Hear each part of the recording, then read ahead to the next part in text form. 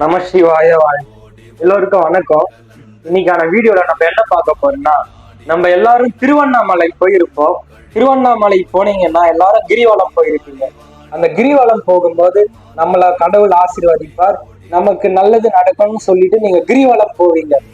அதையும் தாண்டி நம்ம உடல் அளவுல என்னெல்லாம் மாற்றம் அடையுது கிரிவலம் போறதால அப்படின்னு இந்த ஒரு பதிவுல ஃபுல் டீட்டெயிலா பார்க்க போறோம். அதனால ஸ்கிப் பண்ணாம வீடியோவை ஃபுல்லா பாருங்க.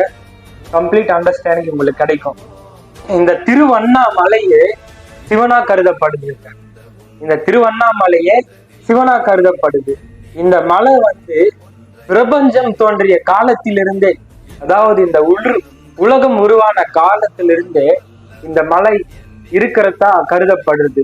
யுகம் யுகமா எத்தனையோ சித்தர்கள், எத்தனையோ மகான்கள் வாய்ந்த மலை திருவண்ணாமலை. இதோட அதிசயமும் அதிசயம் தாங்க. அப்படியே ஏற்பட்ட மண்ணுல நம்ம காலை எடுத்து வச்சாலே நமக்கு முக்தி தான். அவ்வளோ புண்ணியங்க.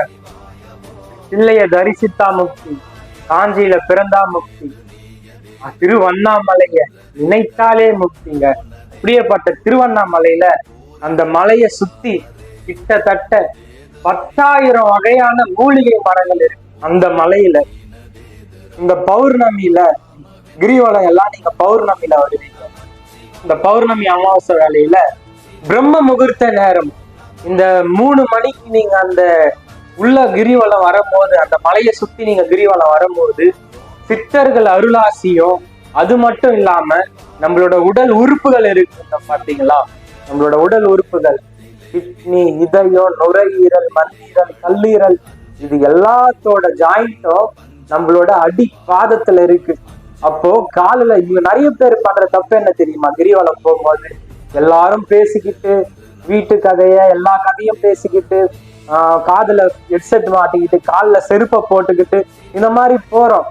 சித்தர்கள் எல்லா மகான்கள் சொன்ன விஷயம் என்னன்னா, நீங்க கிரிவலம் போகும்போது அவரோட பஞ்சாட்சர மந்திரத்தை மட்டும்தான் நீங்க சொல்லிக்கிட்டு போகணும். வேற எந்த சிந்தனையும் இருக்கக்கூடாது. இப்போ அந்த மாதிரி நீங்க போகும்போது இந்த 10,000 வகையான மூலிகை செடி இருக்கு, 60 வகையான வில்வ மரம் இருக்கு.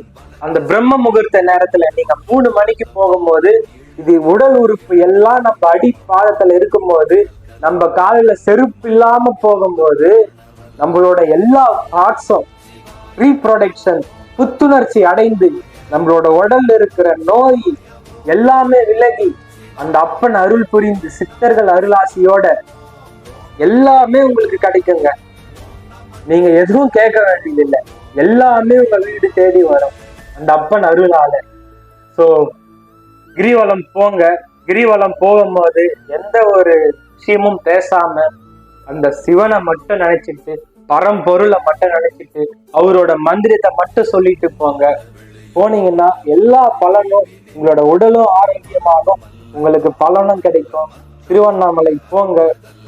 ஓம் நம சிவாயன்னு சொல்லி இந்த உரையை முடிக்கிறேன். தேங்க்யூ.